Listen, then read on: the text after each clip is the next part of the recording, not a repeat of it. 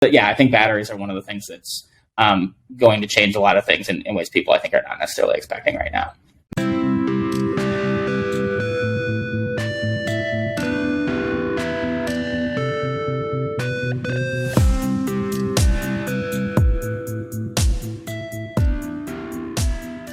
Hello, Internet. Thanks for tuning in to this podcast. If you're enjoying this channel, the best thing that you can do is like, subscribe, comment, and share. That's how the channel will grow, and that's how we can get even bigger and better guests on. So before we get started today, I've just got a few short messages. First off, the first round of crowdfunding for my book has now come to an end. Thanks to everyone who contributed.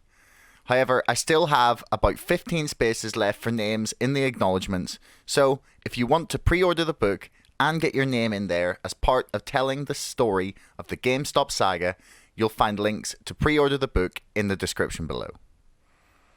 Next up, I have two sponsors for today's show. First off, we have ExpressVPN, the internet's #1 VPN. You can protect your browsing data from your internet provider and from prying eyes by going to ExpressVPN today and getting 35% off of 12 months of ExpressVPN. You can use it for privacy, safety, or just to watch Netflix shows from another part of the world. You will be absolutely stunned by the amount of extra content you can access just by setting your location to somewhere new. Secondly, I have a wonderful podcast to tell you about. But no, it's not this one. Rico and the Man is a New Jersey meets California no-holds-barred podcast about the entertainment industry, where former college buddies Rob Traegler and Peter Martino both slaughter and praise Hollywood and the film industry. The two bounce really well off of each other, sliding effortlessly between childish banter and in-depth commentary and analysis. And for listeners who love Kenny G, one of the latest episodes, Spider-Man: No Way to the Toilet, not only contains one of the funniest and most wide-ranging discussions of the highly anticipated new Spider-Man film. Why does Doctor Strange seem so off in the trailer? Will Tobey Maguire cameo in the film? And why the sheer number of other superhero films allow for filmmakers to be more creative with the ideas now. But it also includes music from saxophone legend Kenny G. Now that's not to be confused with the hedge fund manager that Twitter was calling for the arrest of. #Ken Griffin lied. Rico and the Man covers the latest entertainment news while keeping a firm foot in the Hollywood that was. With special guests, best of lists, trivia, and an attempt at comedy, Rico and the Man is the perfect distraction for your pesky priorities. You'll find links for everything in the description below. Anyway, here's the podcast. Going, recording, lovely. So, hello and welcome to another episode of Chatter. Today I am here with Timothy Lee, a reporter covering tech and economics at Full Stack Economics, who was previously of the Washington Post, Vox.com, and Ars Technica. Tim, welcome to the show. Hi, thanks for having me on. No problem. Do you prefer Tim or Timothy? Tim is great. Okay, no problem. So, what do you think is... No, you've written a lot about tech, about transport, about artificial intelligence, and there's quite a big debate about how much a government should be involved in sort of trying to foster innovation. What is your sense in terms of how that can be how a government, or maybe not even, should try to create the best platform or system in which innovation can take place? So that's a big topic. I mean, there's a lot of different ways that the government can try to promote innovation, and I wouldn't say I'm an expert in all of them, but I think definitely one way that's very useful is through subsidies. You know, a lot of innovations have significant public benefits beyond what the entrepreneur can capture. And so government subsidies can be helpful. And so that sometimes that can be classic, funding for scientific research. But another big category that I think we've seen recently is subsidies for particular types of products. So in the green technology area, I think that the tax credit for electric vehicles, the tax credits for solar panels, the regulatory mandates in some states for grid storage has done a lot to push, growth in the use of electric and battery technologies, for example. And one of the reason that's important is that these are technologies where economies of scale matter a lot. And so you actually can push down the cost of batteries and solar to the point where you don't need subsidies anymore. You can get them, they're pretty close now, where electric cars are not that much more expensive than gas cars. Solar panels are not that much more expensive than other types of power generation. And so the government can kind of get that flywheel going, where they pay for the first few units or a few thousand million units. And then after that, the kind of market forces can continue the momentum on their own. So one thing I would love to see more thought about is, like, what are the other technologies out there that would be very useful if they became cheap enough? And can the government kind of give some of them a push to make them more economical? Do you have some examples of ones that you'd like to see more investment in? Yeah, I'm not sure. No, not really. This is definitely something I'd like to do more research. I mean, there's some like super widely discussed ones like fusion technology, which I'm not an expert on. It seems like people are becoming more optimistic about it. Carbon capture technologies, theoretically you should be able to pull carbon out of the air and make gasoline with them. But I'm sure there's lots of other ones that, I'm just not enough of an expert to know what they all are. So why don't we go back a little bit?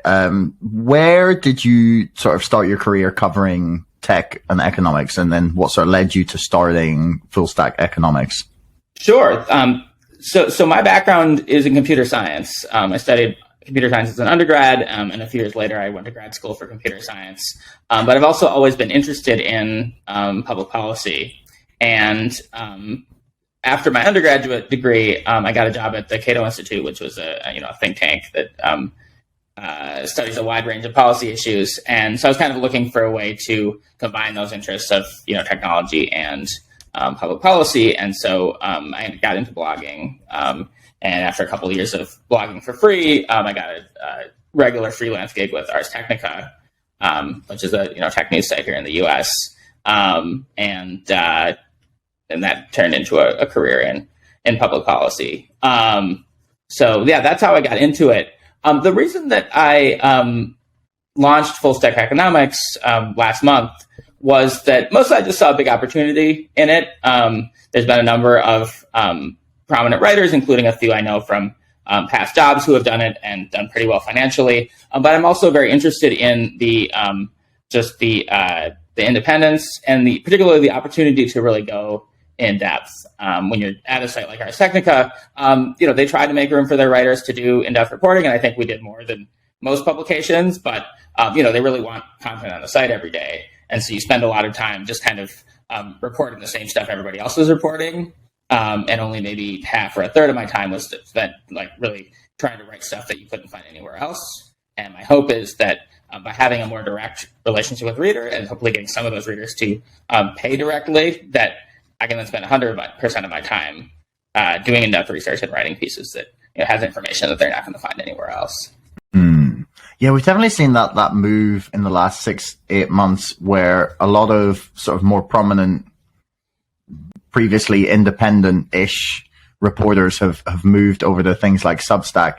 Do you think that's the future for journalists? Do you think that the publication as such is on the way out, and that people will just follow individuals? So I think you're seeing move simultaneously in two directions. So the very biggest, most prestigious news organizations, particularly the New York Times, is also thriving in a subscription world. I think they have 6 or 7 million subscribers, and they're generating hundreds of millions of dollars of revenue. And so they have been able to scoop up many of the most talented writers. So a few years ago, I worked at Vox.com, which was a kind of a news startup. Several of my most talented former colleagues are now at the New York Times, and a couple others have started Substacks. And so I think that's putting a lot of pressure on kind of publications in the middle, the kind of small and medium-sized publications that are not subscription-based and are kind of too big for readers to have a really strong personal connection to any particular writer, but too small to be the thing with the Times is you get lots and lots of content that's really, really good because they have so many people, putting so much effort into each piece.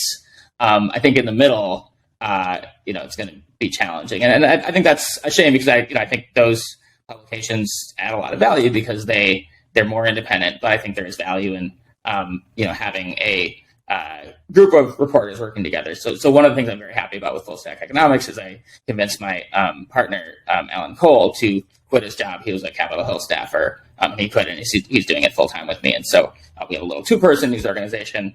In the long run, I would love to grow that to be 3, 4, 5 people, maybe more, because I do think there's a lot of value. I think just being a solo newsletter writer in my office at home would get a little lonely in the long run, and would not allow me to do my best work, because I think I do learn from having other people who are doing similar kind of work.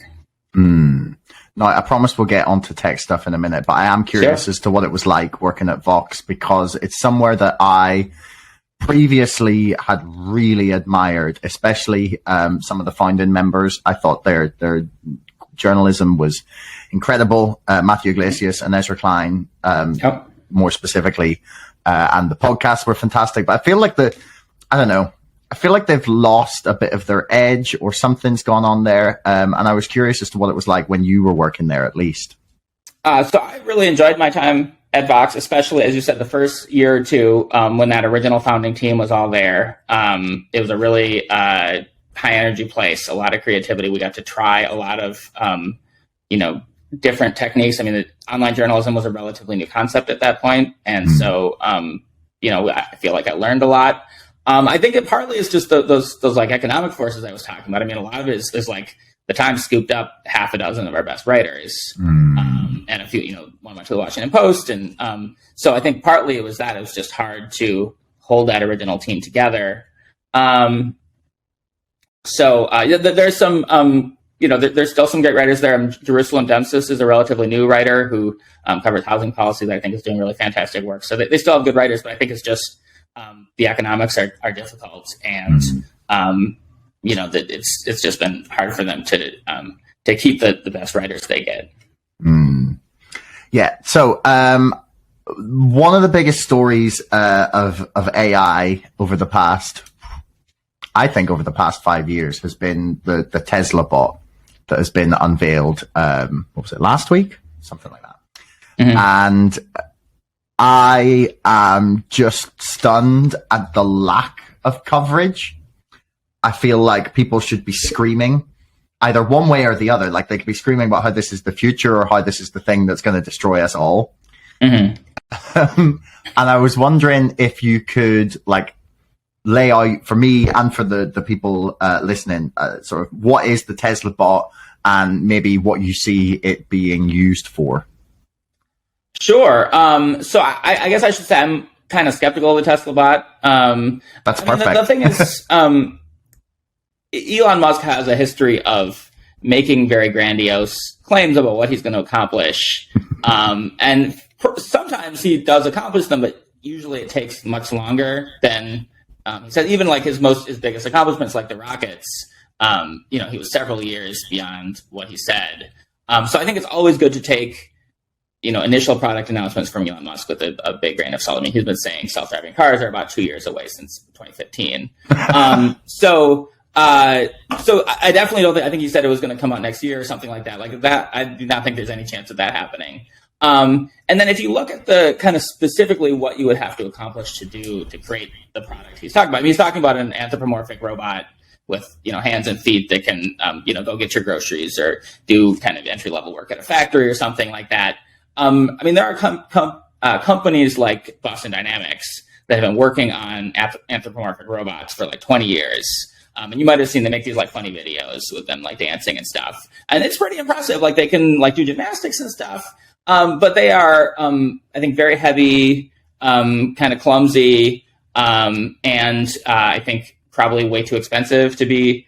They have not launched a humanoid robot. They have like kind of a little like dog robot that has some of the same characteristics, but I think it's not close to being like human level intelligence. And so even if you assume that Tesla has the AI capabilities to do the kind of mental part, which I don't think they do, there's also a ton of like robotics to make the like light, flexible, powerful, non-lethal, hands, feet, etc., that you would have to figure out. And that seems, I mean, he sort of said, well, we kind of already have all the pieces from making cars, and so we can just apply that to robotics. But I don't think there's any hands or feet or that kind of thing in a car. So I don't know. I mean, it didn't seem to me like Elon Musk was even that serious. I mean, the fact that they had a guy dressed up as a Tesla bot come on and dance makes me think it was just like, like there was a lot of like very like in-depth like technical content to the rest of the presentation, and I think maybe they were just like, well, we need to get people talking about this presentation, so let's like throw in this Tesla bot thing as just kind of a thing for the media to talk about. So I don't know. This maybe is not the direction you wanted this question to go, but I think it's. I'll be very surprised if in the next, say, 5 years there is a product like the Tesla bot. Okay, from Tesla. That's interesting. I mean, I would have said the same before the announcement. Now I'm not sure, but as you said, Elon Musk has a habit of making grandiose claims about when things are going to be ready. Yeah, he seems to get to be fair. Sometimes he does. Like often he does eventually deliver. So I wouldn't be surprised if in 2035, the Tesla bot comes out or something like that. So I'm not saying it's impossible, but I think this is more a little more outlandish than some of his other stuff, because it's not core. Like Tesla is an energy and car company. SpaceX is a rocket company. It's not. I just think this will be a really big undertaking. I haven't seen any sign that they're really serious about it. How close do you think we actually are to self-driving cars? So you said that, Elon has been talking about it for being 2 years away since 2015. How close do you think we are? And not, I don't mean like specifically with Tesla. I just mean generally as to someone cracking it to the point where governments will allow that to go on the road, like just go for it legally. Right. Well, so the thing that's tricky about this question is that there's a lot of different types of self-driving cars. So, Waymo, Google's company, already has self-driving taxis in a portion of the Phoenix area that are completely driverless, work fine. It's like an Uber type service. So in some sense, like the technology already exists, it's out there. Now Waymo has had that for about a year now and has not expanded it at all, which if they had this like world changing technology, you would expect them to be like expanding rapidly. And they haven't given a good answer for why not. It's not clear if it's like too expensive or, the economics aren't working out. Or maybe there's, that they've seen some close calls and are like nervous. I'm not sure. I have no idea why they're not expanding. So clearly it's not ready for like a mass market, or we won't be expanding faster. But I think what you'll see probably mostly taxi and delivery services to start with, because the economics of a service, if you run a service, you're able to swap out sensors, upgrade software, and so forth much easier than if you sell a product to a customer. And so I think you'll see more and more delivery services coming out. There's a few companies also that are doing like kind of small delivery robots. I think you'll see taxi services that over time have larger service areas and can go at higher speeds. In terms of when you'll have a pretty general taxi service where, say, in most metro areas, you can go pretty much anywhere in the metro area, my guess would be that's probably 5 or 10 years away. But with like large error bars, I would not be shocked if it was 2 or 3 years away, or if it was, not until the 2030s. Do you think people will trust a computer to drive them? Because I don't know, I've seen at least some people saying that the self-driving things that already exist are far less accident prone than humans. Now, like I could have just read something that was incorrect. So it seems like we're at a point where they are not, they're not going to cause, if they were just put in today, like broadly across like a wide portion of the population, that there would be potentially less accidents than there would be with just humans on the roads.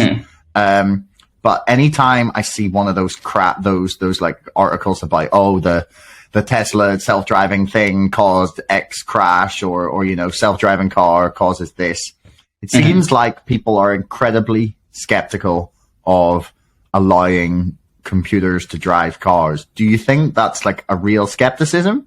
And do you think we'll like easily just jump to trusting them to drive us around at 70 miles an hour? I think it'll be faster than people expect the trust, because I think if you ask people in the abstract, like, do you think self-driving cars are a good idea? A lot of people have a kind of instinctive, like, oh, I don't know, that sounds possibly dangerous.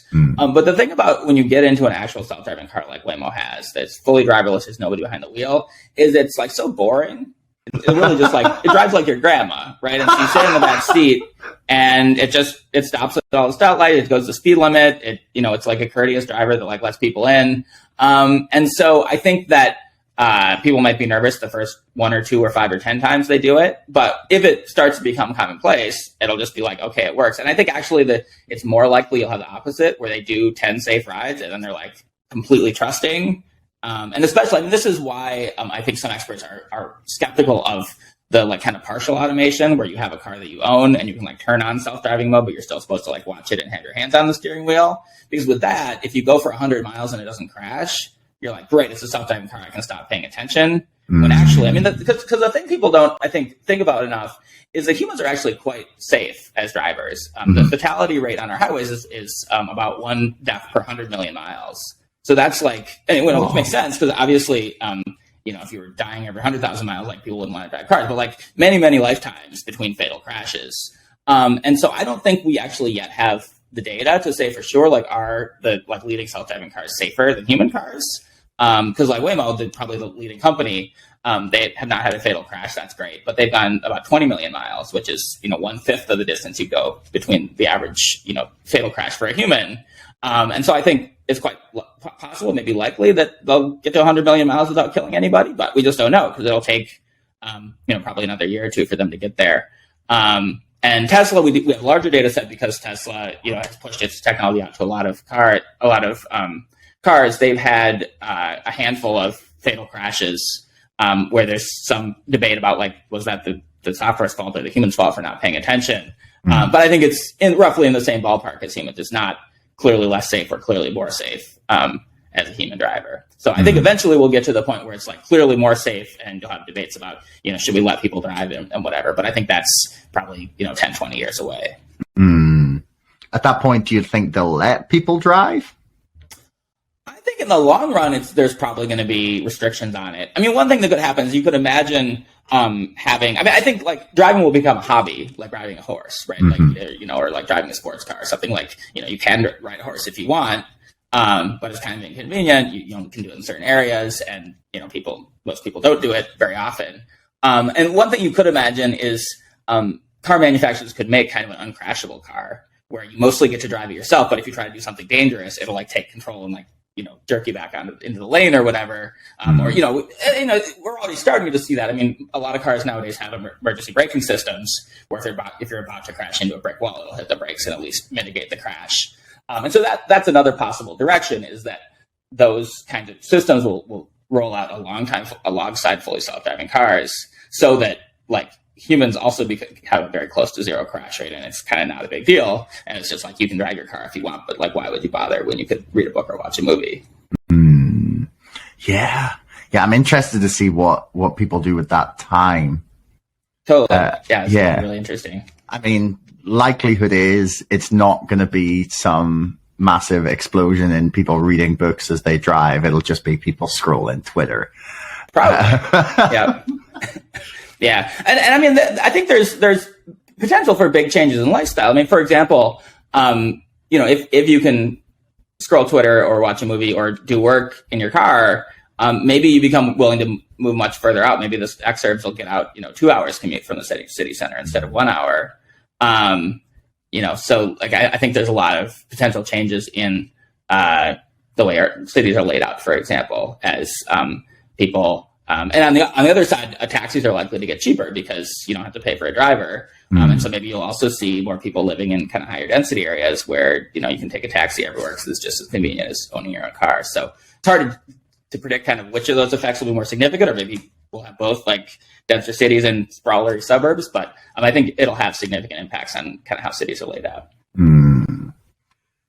Do you think anyone will own their car or do you think we're going to end up with like roaming fleets of autonomous vehicles? Because I don't know, I've seen this proposal talked about by a lot of people, that either it would be like roaming Ubers or whatever, going around and just sort of picking people up, taking them off, and like, or people having like a car share program or like paying for like part of it to be able to use it to take them places. Or I've also seen like suggestions that there'll be like jumps from public transport. So you'll have like, say, your bus, and then maybe the bus will either like stop somewhere and then there'll be like a smaller thing to take you like the last leg of your journey, and that it's just going to be like all automated public transport for every street of the city.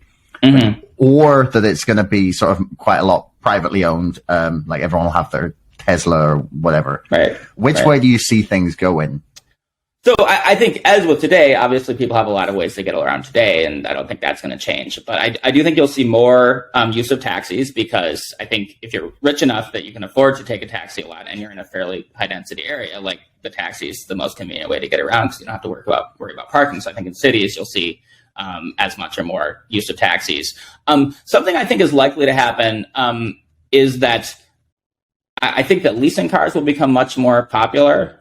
Because the issue you have with owning a self-driving car is that you need to have an ongoing relationship with the company that makes the self-driving software, because they're liable if the car crashes. So like if a sensor breaks, they're going to want to replace it immediately because they don't want to have it malfunction. They need to do software updates. They need to provide map data, et cetera. And so I think likely what will happen is people that want to quote unquote own a car will shift from outright owning it to having a kind of long-term rental arrangement, like a 3-year lease, where it's your car, it can sit in your driveway whenever you want. But if it breaks down or it needs an oil change, it just drives itself off to get the oil change. It comes back, and you don't have to pay for that. And after 3 years, like an identical car drives up, or a newer version of the same car drives up, and the old one drives away, and you don't have to worry about it. So I think there'll be some of that, and then I think there will be some people that just get rid of the car altogether. I mean, one of the nice things about having the ability to very easily rent, if a car can drive itself to you, then it's very easy to rent a car. And so I think the kinds of cars people own might change. So you have a lot of people that mostly use the car to drive to work, but they buy a 5-seat vehicle because, once a month they want to drive out to the countryside to, or whatever. And that's kind of inefficient. So you can imagine instead having, leasing a 2-seat or 1-seat vehicle for your daily commute. And then on the weekends, you just rent a minivan, for the one day that you need to go out in the countryside and so forth. And so I think you'll probably have the average vehicle size might get smaller, and you might have new types of vehicles. You could imagine like a sleeper car where, you'd say you're going to your cabin and, 6 hours away, you get in the car and go to sleep and wake up, the next morning. There could be new types of cars that are only viable if nobody has to drive. So if we're assuming that some point in the next 10, 20-ish years, we're going to see a pretty big movement towards self-driving cars and self-driving tech, what do you think that does to all the people who are working in transport? Because now I've seen different estimates to the size of people engaged in that industry who are part of the economy, but around, from what I can tell, 9 to 10% of the jobs are in transport. Yes. And it seems like a very big majority of those are probably under threat at some point in the near future. What does that do to the economy? So I think it... So one of the things I think is important to say about this is I do think it will be gradual. As I said, I think it'll be 10 or 20 years before, say you're in your average city, you'll have a taxi service and go wherever you want. So I think that helps a lot, because the thing you really don't want to have is the factory in town closes and everybody in the town factory is just out of a job at the same time. If it's a 30-year process from today to nobody has a job driving, that's long enough that the older workers can kind of finish out their careers. Hopefully the younger workers can be, maybe I shouldn't go into this, I should do something else. And so I think that is much less disruptive. But the other thing is, I think it's often counterintuitive, the kind of effects that automation can have on the labor market. I actually just had a piece this week looking at another kind of automation technology, which is Amazon's no checkout technology, where they have cameras in the ceiling that watch what you take, and then you just walk out and they send you a bill afterwards. And in the piece, I was kind of to figure out what the labor effects are. And an interesting example here is when ATMs were invented in the 80s and 90s, you might have expected that that would lead to a lot of tellers being laid off. And that's actually not what happened. And a big reason for that is because it was cheaper to run a bank branch, customers started to expect to have a bank branch closer to them. And so banks actually opened more branches. And so that somewhat offset the job losses from, you had fewer tellers per branch, but more branches. And I could see similar kinds of things happening with trucking in particular. Because if you think about what a truck driver does, there's some long-haul truckers that are just moving, a trailer full of stuff from point A to point B. But there's a lot of other trucking jobs that are like, you're driving around to convenience stores and bringing, putting like 12 packs on the shelves or something. And the self-driving car is not going to do that. And so in the short run, I think you'll see, maybe the long-haul stuff gets automated, but because it's cheaper to ship stuff, you actually have more work, driving the stuff around the short distances. And as we get wealthier, we're just, as automation makes us wealthier, then people will be buying more stuff. And so the total number of, jobs might go up. You also see this with like Amazon's warehouses. Like they use a lot of robots, but they also hire a ton of people because as delivery becomes cheaper and more convenient, people use it more and more. And so the robots make it efficient, but then they got like hundreds of thousands of people. So in the very long run, I think we will see a decline in the number of people who are paid to drive. But in the short term, I think that it'll just take a while for the technology to mature to the point where people's jobs are under a lot of threat. And in the medium term, I think you'll see a lot of kind of complementary jobs where maybe the truck drives to your location and you unload the truck or something like that. One other example I'll mention: some companies are experimenting with a kind of short haul, long haul model where instead of one guy driving from Los Angeles to Houston, you'll have a switching station outside LA. And the human will drive the truck in the like complicated urban area to the switching station next to the freeway. Then the robot drives to the other city, and then there's another guy that picks the truck up and drives it the last 10 or 20 miles. And this actually has some nice like properties for the truck driver because now you can live in one city, you can go home and sleep in your own house every night. You don't have like the worst part of trucking is like being away from your family for days or weeks at a time. But there might still be a lot of, especially if that makes it cheaper and there's like more interstate shipping, there still might be a lot of jobs like doing those kind of short routes because it's harder for computers to do cities, especially with trucks. Like that's really hard. It'd probably take a long time to figure that out. It's pretty easy to automate freeways. And so you might have those kind of things where some parts of the job get automated, but there's lots of demand for the parts that can't be automated. That's until we get the Tesla bot to do all the complicated stuff. Sure, yeah, but if the Tesla bot comes, then all bets might be off.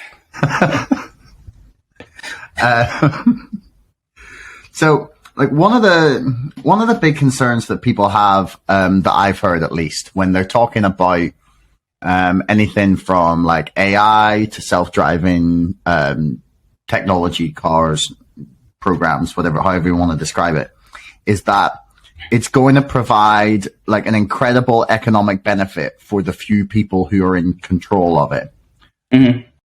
What is your sense, both as like an economics and a tech writer, as to how we can ensure that this is for the benefit of everyone, so that we get, like you're describing, like a scenario in which we have all this technology and it's making things cheaper and more available and people have more money and we get somewhere towards what I have heard people describe as fully automated luxury communism.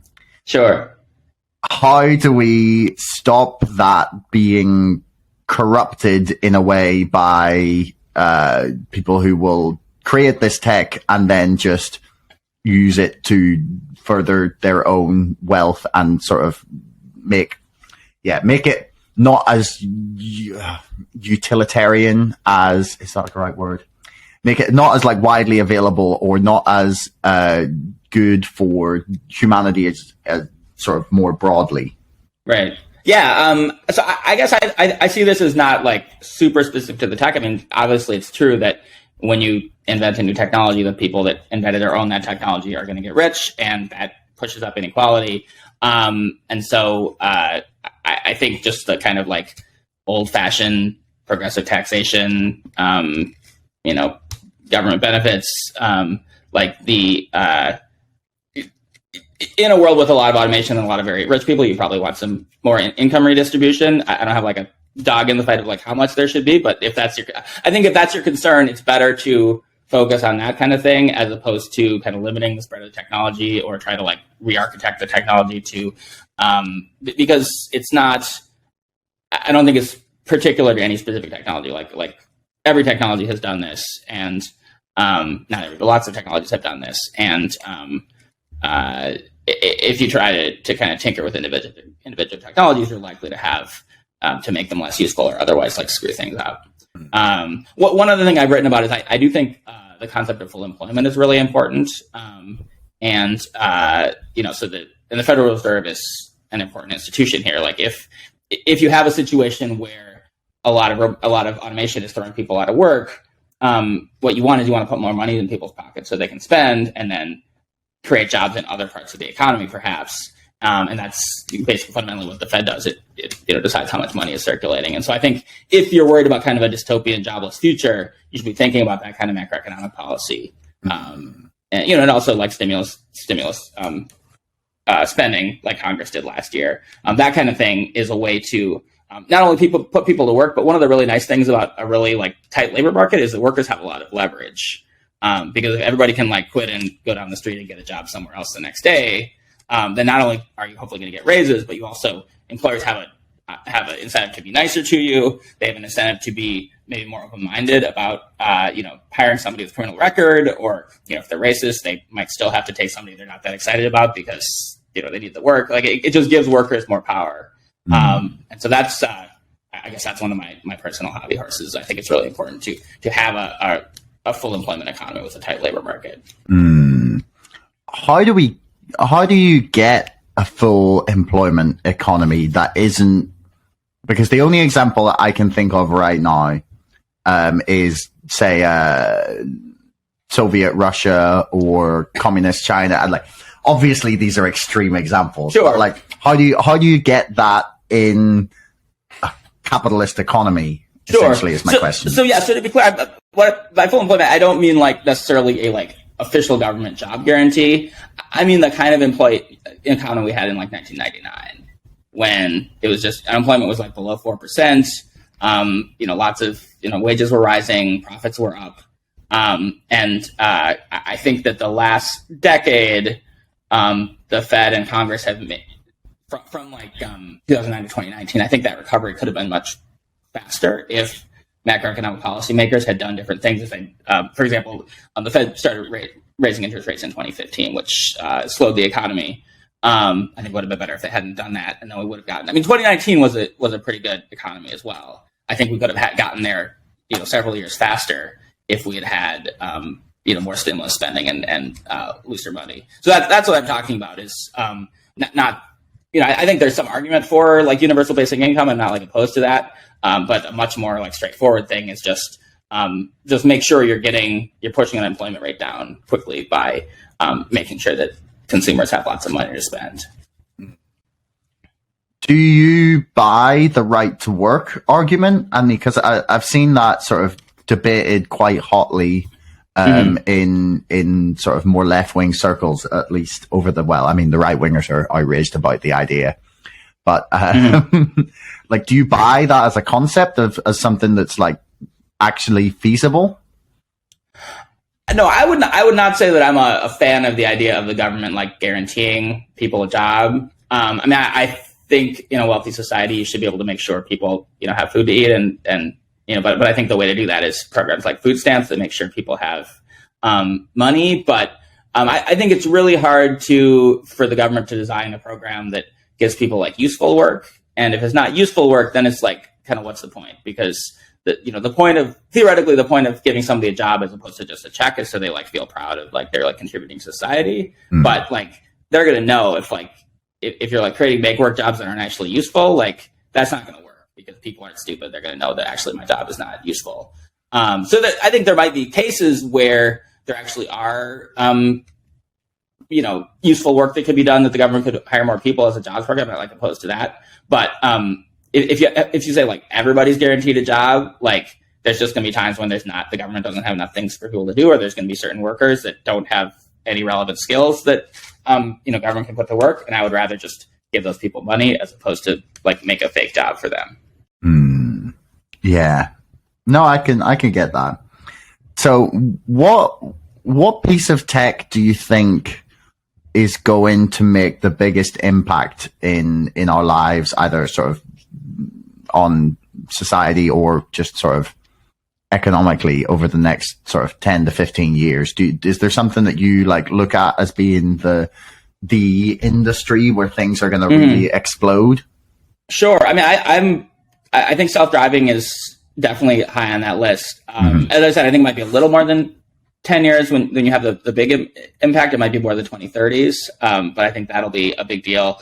This is not my area, but I have the impression that biotech is going to be a big thing. I mean, obviously the rapid speed with which we got the COVID vaccine was a big deal. And I've seen some people suggest that those same techniques will allow us to quickly develop vaccines for other diseases that have been hard to deal with. So that seems really promising to me. And then I think that like clean tech, I think really has a lot of momentum behind it now. The falling cost of batteries means that we're very close to the point where electric cars are just as cheap as gasoline cars, without any subsidies. And I think as that becomes true, a lot of stuff will start changing, because right now gasoline cars benefit from the kind of network effects of, there's so many gasoline car owners that you can, for example, just assume there'll be a gas station in any city you go to. You don't have to like check ahead of time, will I be able to refill my car? But, as electric cars start to become more popular, that'll become true of electric cars. And gas cars are actually kind of a pain in the ass. Like, you have to change the oil. You have to go to the gas station we have an electric car, and aside from long trips, you can just charge at home. And so I think that, and I think they tend to break down less because they're much simpler. So I think we're likely to see, probably in about that 10-year time frame, you'll see a rapid increase in the number of people that have electric cars, which I don't think will have like transformational effects on society, but I think it'll be a big, there'll be a lot of jobs installing charging stations and fixing electric cars and so forth. And obviously that'll have some big environmental benefits. And then I think that will then allow, as the scale of electric cars get bigger, batteries will continue to get cheaper and more powerful, because there'll be more R&D and more economies of scale. And that'll make it easier to electrify the electric grid. You might have more, this is a little farther out, but I think electric airplanes are going to become viable for short trips. There's a category of vertical takeoff and landing ones that are kind of like helicopters that, some people call like flying cars. I think we're a ways away from that, but like cheap and high power batteries are an important factor in that. So I think I think batteries are one of the things that's going to change a lot of things in ways people I think are not necessarily expecting right now. I think it was Elon Musk that said, if you want a flying car, put wheels on a helicopter. I think that's basically right. Yeah. Yeah. I mean, I'm not sure I would trust everyday people to fly that around, but no, I mean, this is part of, I think what's going to happen is they'll be automated, right? So it'll be, because one of the things, so a traditional helicopter has only one or two rotors, because that's all a human can control, but it's actually much safer to have like a quadcopter or a 12-copter or whatever with a lot of little propellers, because you have more redundancy, and I think they also have better aerodynamic properties. And so once you have software that can like navigate the thing, it like opens up a much larger design space for like where the propellers are and how many there are. And so then I think you could have kind of air taxi services where, if you need to get to the airport, it like lands in a parking lot near your house, and you get in and it takes you to the airport and drops you off at the airport, that kind of thing. Yeah. Whenever I think about this, I just have visions of the first people who want this to like try and strap themselves to a drone that they've like souped up. Which would be funny. But so you mentioned like electric cars there, and that they are becoming far more adopted, and that we've got like a much bigger chance of having charging points in more and more places. What do you see electric cars as just being the thing now? Because at least a few years ago, there was sort of talk and debate about whether it was going to be some sort of biofuel or whether there was going to be like hydrogen, liquid hydrogen used. Do you think like electric cars have kind of won that battle out now, and that's where we're going to go with it?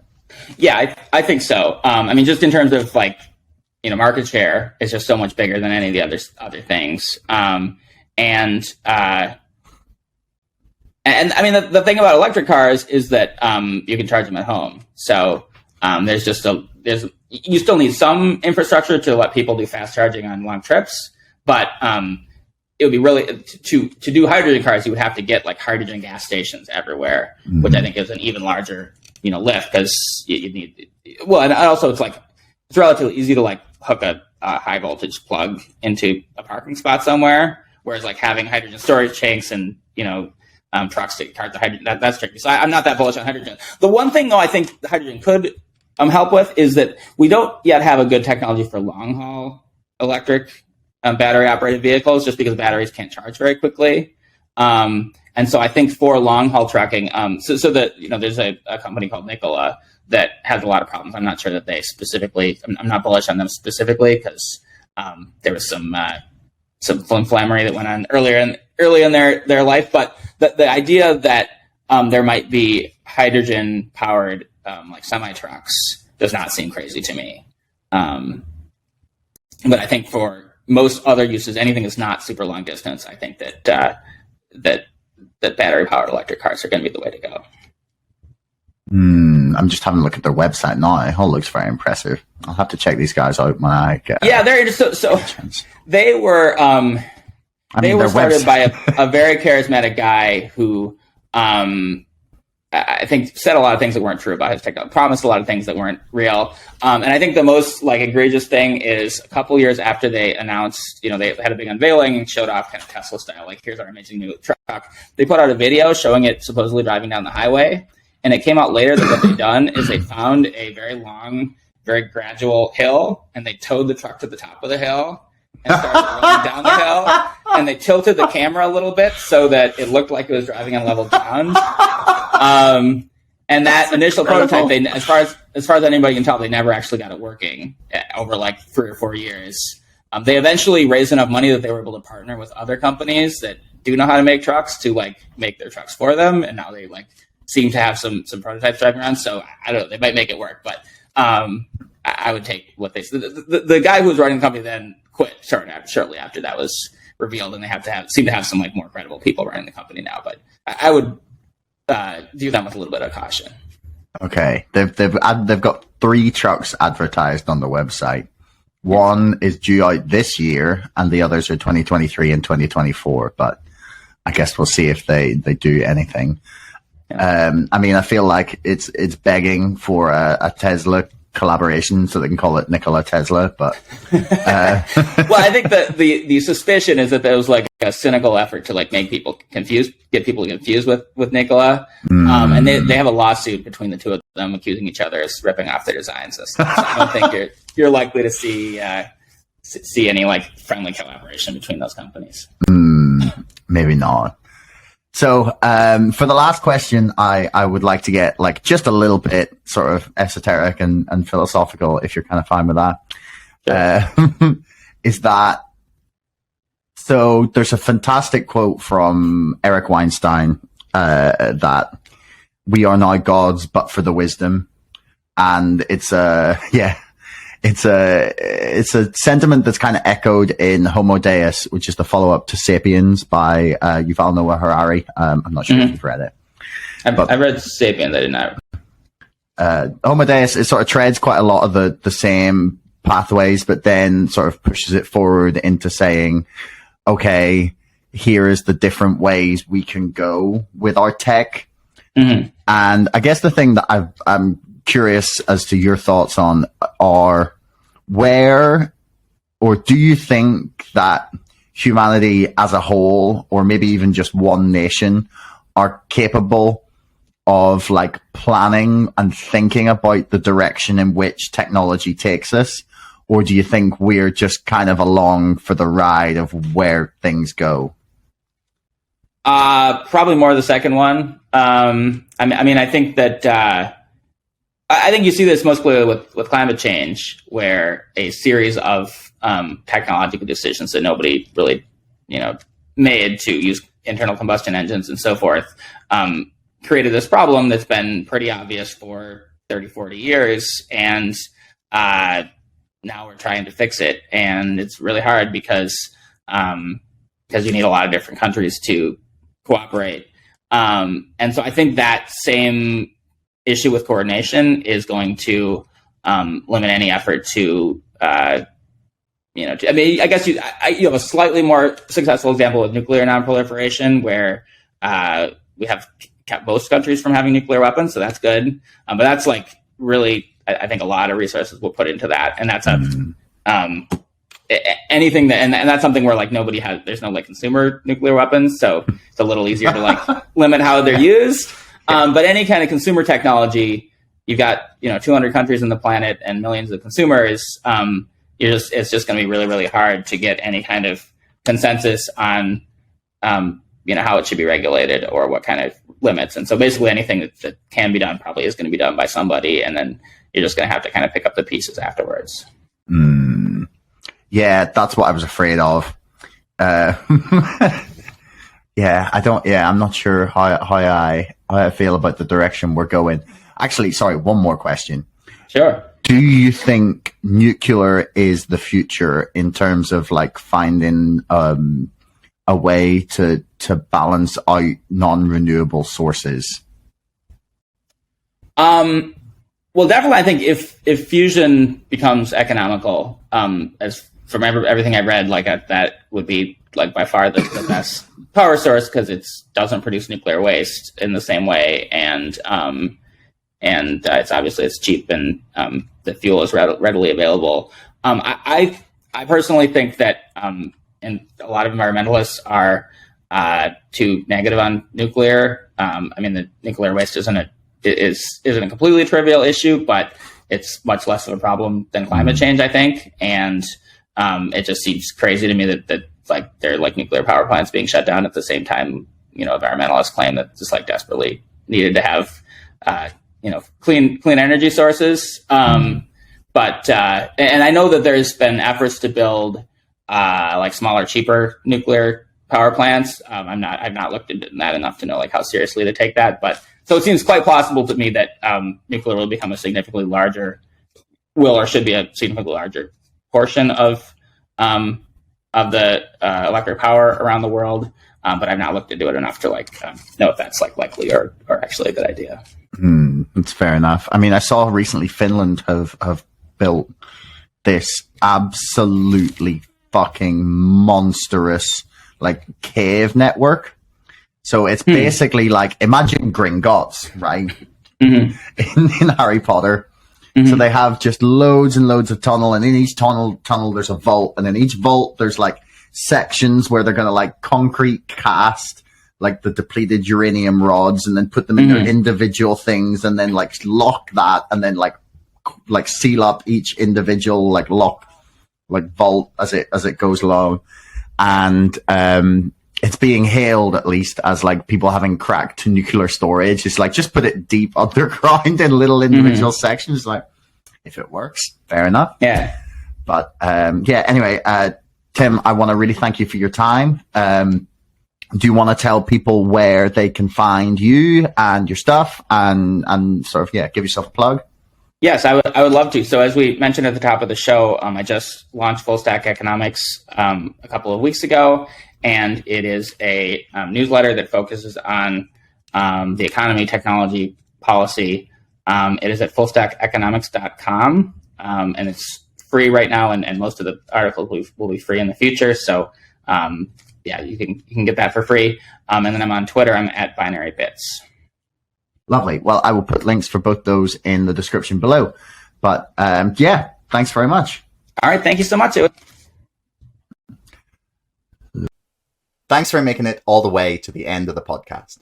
Don't forget our sponsor, ExpressVPN, and my book, Brexit, The Establishment Civil War, can both be found in the links in the description below.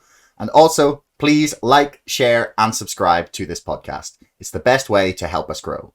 Until next time, thanks for listening.